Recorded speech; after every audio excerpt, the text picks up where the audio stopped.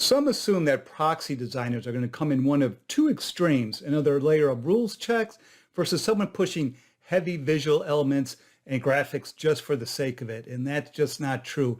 A proxy designer's role is to be a fresh set of eyes, providing recommendations that are part content related and part design. The graphic and other visual suggestions are usually made to reduce dense text and allow important messaging to quickly catch the eye of the reader. Today on Zippy Point.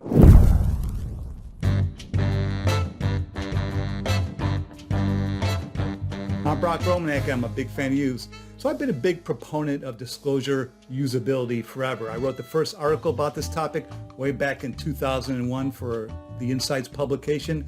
And then when I worked in marketing for R.R. Donnelley, I did do that in 2002. I tried to get them to partner with a group that would have enabled all of their clients to convert their proxies into a more usable format with the flip of a switch. That didn't happen. And back in 2014, I held a free full-day conference, the Usable Proxy Workshop.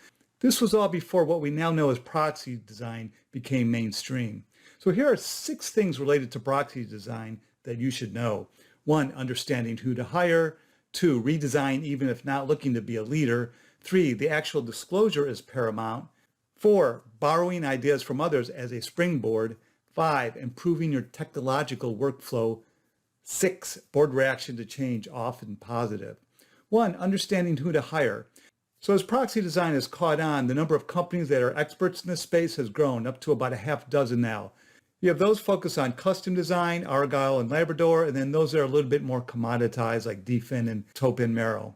Since most public companies are drafting disclosure using Workiva's Wdesk, a lot of this work is done within the confines of that solution. Occasionally, a company will still be drafting their proxy in Word or InDesign, and this actually gives you some more flexibility to accomplish some pretty nifty designing. Wdesk is built upon the architecture meant for financial reporting. It's just not that flexible when it comes to design. Another limiting factor is the SEC's EDGAR. It also wasn't built with graphic elements in mind. Of course, you won't have these limitations when you're looking to enhance your design of your glossy annual report, your sustainability report, your ESG report. And like hiring any other service provider, companies looking to enlist a proxy designer should be sure to vet the qualifications of the firm's team and ask for references. Ask who will be working on the design of the document and what is their own experience. Ask what is the process for delivering the design? What is the nature of the review for your disclosure? Is it graphic design only? If so, maybe you're selling yourself short, because I think the only way to truly effectively design proxies is to understand the content and the message that needs to be communicated. For example, to prepare an infographic on the company's compensation program, the designer should also understand that program before getting to work. 2, redesign even if not looking to be a leader. While some companies are looking to be a disclosure leader, others are still looking to be middle of the pack. Know that proxy designers can still help. As more companies improve their proxies, the middle of the pack has slid up that slippery slope. Proxy designers who have been around a while understand the dynamics of internal politics, that some people don't want to be on the bleeding edge. They can help appease those that have that outlook. A good proxy designer will provide thoughtful rationales for their suggestions and also provide some benchmarking so you can see where your redesigned disclosure will fall into the spectrum of good-looking disclosure. 3, the actual disclosure is paramount. So a common mistake is expecting design to tell the story without first making that the disclosure itself is clear and concise. That's putting the cart before the horse. The question to ask is, how can we use design to enable the best reading experience possible? Put a premium on readability and making information accessible. And this begins with plain English. Think of content and design as being cross-functional. So the design process involves a lot of paring back content, reducing volume, remove to improve, reduce pagination.